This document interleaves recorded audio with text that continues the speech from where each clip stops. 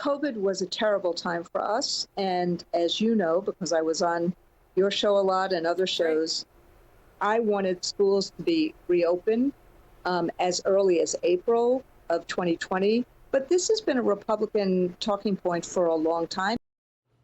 Randi Weingarten doing some revisionist history, now saying that she always wanted schools to be open. Well, we found some old tapes that tell a very different story. Listen.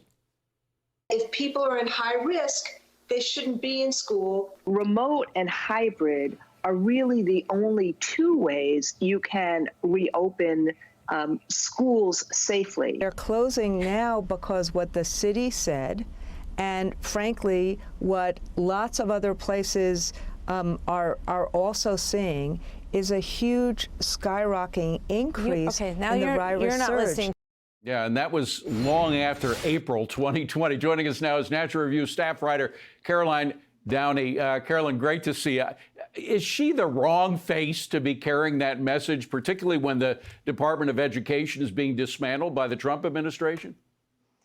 Well, look, David, it's great to be back with you. Randi Weingarten is in a really tough spot because obviously the Department of Education is on the chopping block, and I think she's getting a lot of flack from the progressive activist class because part of the justification for the DOE's dissolution was the COVID fallout, which was largely caused by the teachers' unions conspiring with the CDC and the government to prolong school shutdowns. It caused immense learning loss, plummeting academic performance in math and reading, and a mass exodus from the government-run schools. So she's still clinging on to this fantasy that maybe the Department of Education won't be completely dissolved because, as we know, it's what keeps the AFT and the NEA, these big behemoth teachers unions, in business. She doesn't want the boondoggle to end, but looks like that's inevitable. But, you know, here's something that all of her arguments, even when they conflict with what she said in the past, just fall apart. 73% of Americans are dissatisfied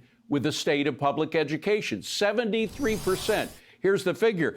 We also have 70% of eighth graders in the United States who can't read to basic standards. 78% of eighth graders can't do basic math. There is a reason why so many Americans, 73%, don't like the public schools. They want something done.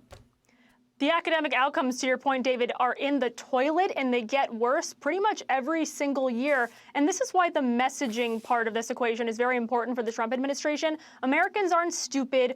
Parents and families know that they're the stakeholders of their children's education. And so it's important to convey to them that, look, most of the money in education actually comes from the state and local level. So by dissolving the DOE, it's not like we're, suddenly disappearing all this very important funding to families. It's not the case at all. They just mismanage a lot of the funding, and it's become a black hole for the taxpayer. I mean, we won the space race, David, and sent men to the moon without a federal Department of Education. That's so right. I think the jig is up. We don't need this in this country.